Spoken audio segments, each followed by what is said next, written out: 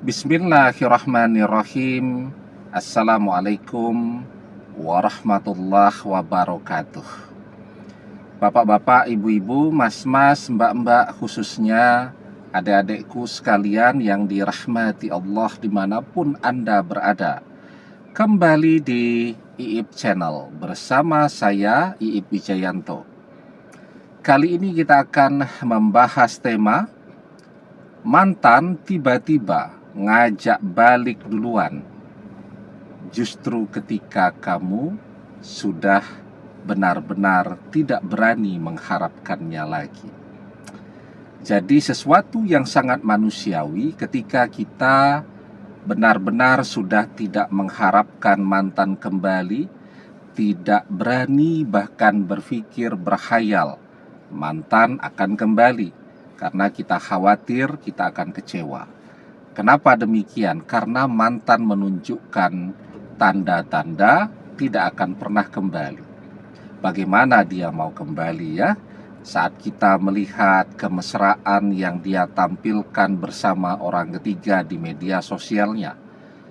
Bagaimana dia terfikirkan untuk kembali jika kita juga melihat tanda-tanda bahwa mantan dan orang ketiga benar-benar ingin serius. Mantan sudah diperkenalkan kepada keluarganya orang ketiga. Begitu juga sebaliknya.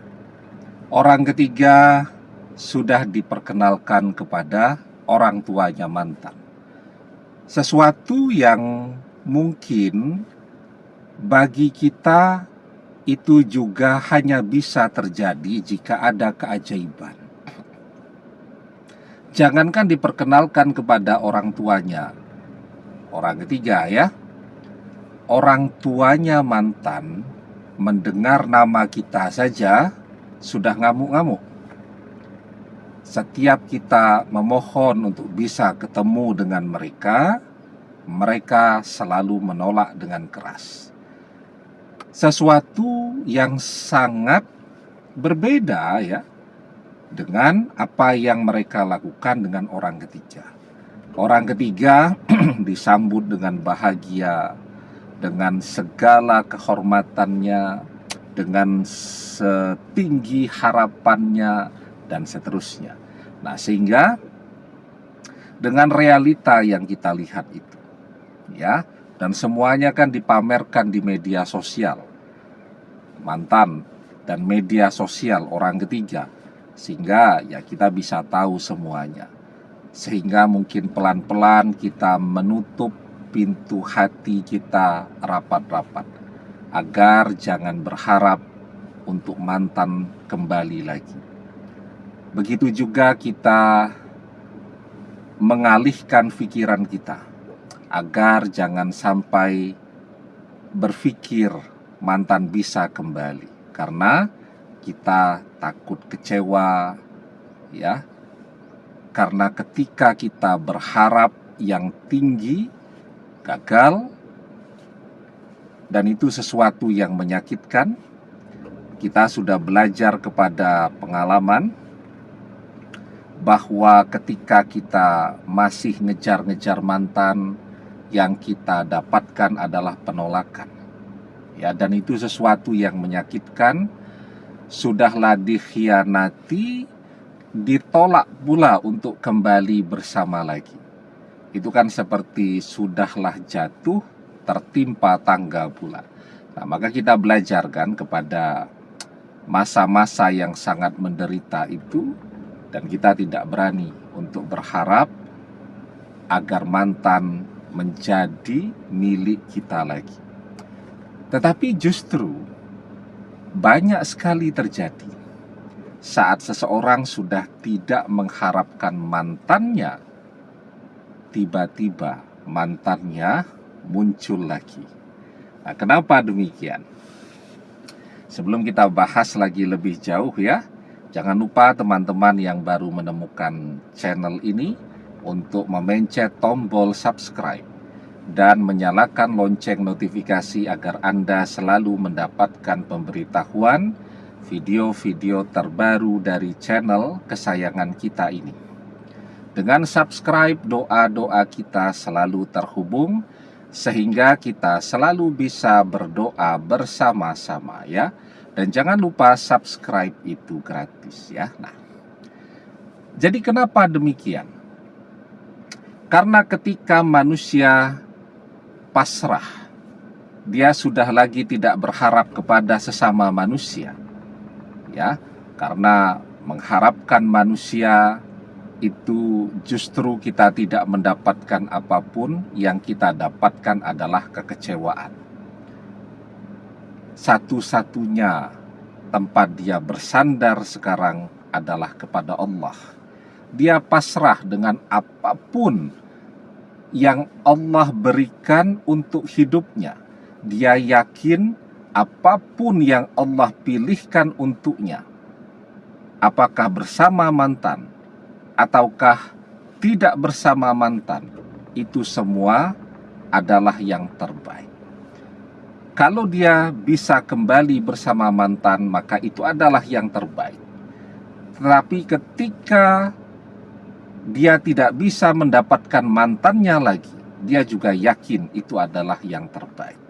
Ya, karena apa? Ketika dia berdoa, maka dia mendapatkan satu dari tiga hal kan?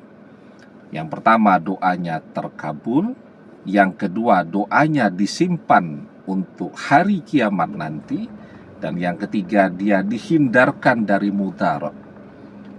Maka kalau dia gagal kembali kepada mantannya, artinya kembali kepada mantan itu adalah mudarat. Maka dia dihindarkan dari mudarat itu.